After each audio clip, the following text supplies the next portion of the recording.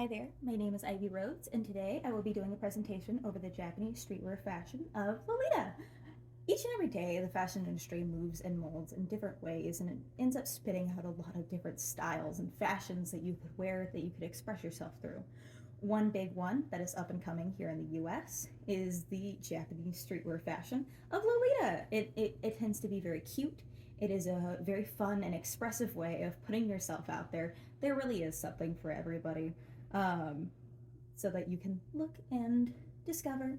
Uh, it is really based in Japan. That's sort of the epicenter of where it was created. I've done a lot of research into different styles and cohorts, which are what they call their outfits that they create with the dresses and stuff like that.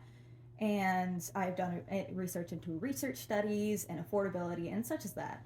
Um, at some point, the Japanese men and women over in Japan wanted a beautiful way to properly express themselves, something that would give them a rounder way of being able to truly show the world who they were, and who they wanted to be perceived as.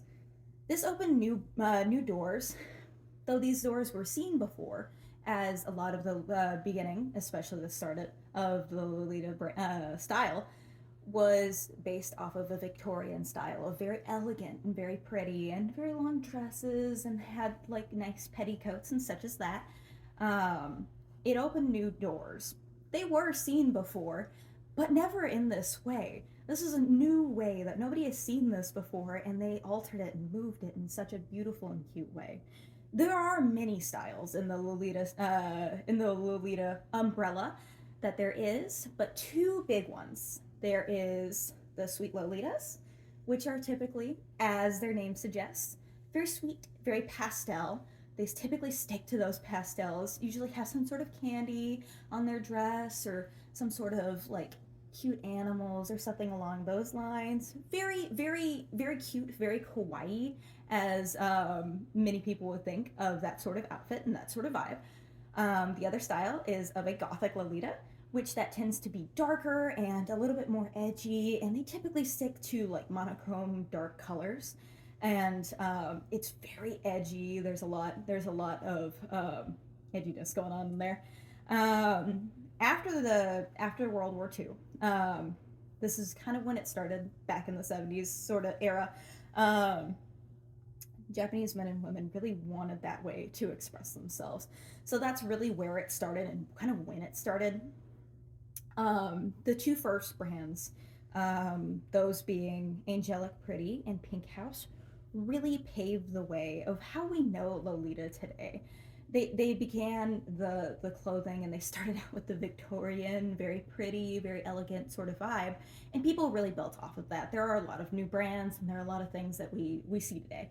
Um, More brands started to join into the Lolita thing after that kind of kick started, especially after the resurgence, or not the resurgence, the creation of the internet, because that gave people an easier way to be able to see and get invited into the whole Lolita fashion themselves, especially with the creation of online shopping. So you can now order something off of a website that I typically go and look at, which is Devil Inspired. Um, you can go and you can look at different styles of Lolita, and you can order them from Japan, of which you might not have been able to do except without a very, very large fee, and shipping would have been insane.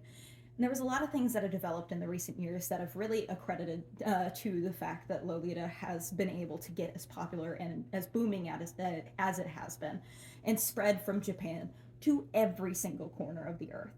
Um, it really began in the early 70s, as I mentioned. It is now peaking right here in the western areas, and it's spreading. It's really spreading to like the UK, the US, everywhere. Everybody's kind of getting a taste of that cute little thing. You even started to see it in big box stores like Target, where you get those cute little Hello Kitty tank tops and Sanrio stuff, which kind of relate back to the cuteness and the cute vibe and the sort of sweet Lolita vibe. Japan is the absolute epicenter as it was created there. Um, and that's sort of it. I mean, it really is just a really fun and expressive way of showing your style and showing who you really are on the inside and being able to reveal that to people and showing them just who you are. Um, I don't think it's going anywhere anytime soon. I honestly just think with how much it's evolving each second, we're getting more and more affordability of the Lolita brand as more and more brands are creating things. So normal people are actually able to afford this now.